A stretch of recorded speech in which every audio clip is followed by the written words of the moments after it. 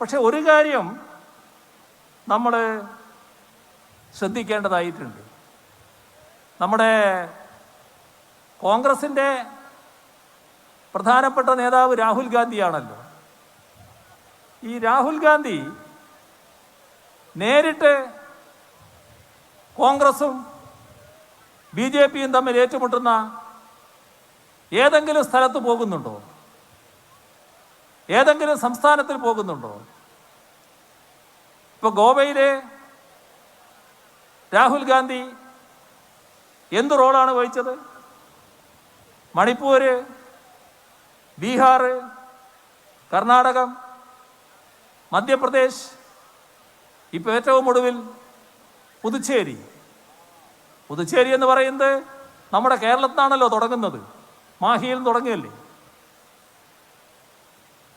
എന്തേ ഇവിടങ്ങളിലൊന്നും അദ്ദേഹത്തിൻ്റെ ഒരു സ്വരവും കേൾക്കാത്തത്?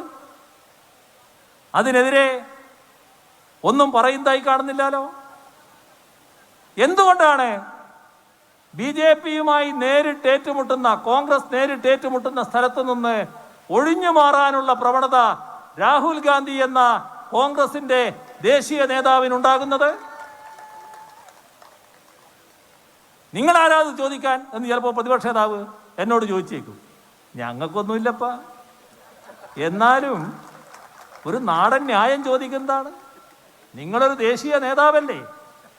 ആ ദേശീയ നേതാവായിട്ടുള്ള ഒരാള് നിങ്ങളെ പാർട്ടി ഏറ്റവും അധികം BJPയെ നേരിടുന്ന സ്ഥലത്ത് എന്തുകൊണ്ട് കാണുന്നില്ല? അതിനുത്തരം പറയണം. അദ്ദേഹം നല്ല ടൂറിസ്റ്റാണ്. ടൂറിസ്റ്റ് എന്ന നിലക്ക് ലോകത്തിൻ്റെ പല ഭാഗങ്ങളിൽ അദ്ദേഹം പോകാറുണ്ട്. ചില കടൽ വളരെ ശാന്തമാണ്. നമ്മുടെ ഇവിടെ ശംഖുമുഖത്തുള്ള കടൽ പോലെയല്ല മറ്റു ചിലയിടത്തുള്ള കടൽ. അത് തീർത്തും ശാന്തമായി കിടക്കുന്നതാണ്. അപ്പോൾ അവിടെ ടൂറിസ്റ്റുകൾ ചില വാഹനങ്ങളിൽ പോയി അവിടുന്ന് കടലിൽ ചാടി നീന്തലുണ്ട്. ചിലപ്പോൾ ഇദ്ദേഹവും നല്ല രീതിയിൽ ആ തരത്തിൽ കടലിൽ നീന്തി ശീലിച്ചയാളായിരിക്കാം. ഏതായാലും ഒരു ഗുണം കിട്ടി. കേരളത്തിലെ കടൽ അങ്ങനെ നീന്താൻ ഉപയോഗിക്കുന്നൊരു കടലല്ല. പക്ഷേ രാഹുൽ ഗാന്ധി വന്ന് ഇവിടെ കേരളത്തിലെ കടലിൽ ചാടി എന്ന് കേട്ടപ്പോൾ നമ്മുടെ കടകംപള്ളി സുരേന്ദ്രൻ്റെ ടൂറിസം ഡിപ്പാർട്ട്മെൻറ്റ് നല്ലൊരു മുതൽക്കൂട്ടായി. കാരണം ഈ കടൽ ഇങ്ങനെയാണ്, ശാന്തമായ കടലാണ് എന്ന് ഒരു ധാരണ പരക്കാനിടയായി. പക്ഷേ വളരെ ശാന്തമല്ല കേരളത്തിലെ കടൽ കേട്ടോ. അത് തെറ്റിദ്ധരിച്ചേക്കരുത്. കടലിൻ്റെ രീതി ശരിക്കും മനസ്സിലാക്കിയേ ചാടാൻ പാടുള്ളൂ. ഏതായാലും അദ്ദേഹത്തിന് ആ കാര്യങ്ങൾ അറിയാമായിരുന്നു എന്ന് പറഞ്ഞു. ഇപ്പോൾ അതിൻ്റെ ഉള്ളുകള്ളികളും ഓരോന്നായിട്ട് പുറത്ത് വരികയാണ്. എന്താണ് കിട്ടിയത് എന്ന് ചിലർ പുറത്ത് പറയുന്ന സ്ഥിതിയും ഉണ്ടായിരിക്കുന്നു. എന്തെല്ലാം നാടകങ്ങളാണ് നമ്മുടെ നാട്ടിൽ അരങ്ങേറുന്നത്! എന്തിന്?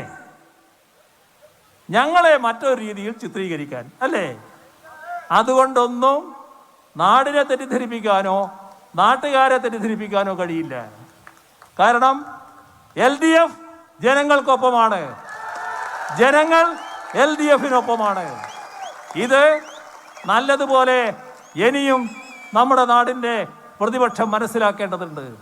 നിങ്ങൾ നാടിനു വേണ്ടി ചിന്തിക്കാൻ സന്നദ്ധമാവുക, നാടിൻ്റെ കൂടെ നിൽക്കാൻ പഠിക്കുക. അങ്ങനെയുള്ള ഒരു മാറ്റം നിങ്ങൾക്കുണ്ടായാൽ നിങ്ങളെ കൈയൊഴിഞ്ഞവർ ചിലപ്പോൾ നിങ്ങളെ സഹാനുഭൂതിയോടെ നോക്കിയെന്ന് വരൂ.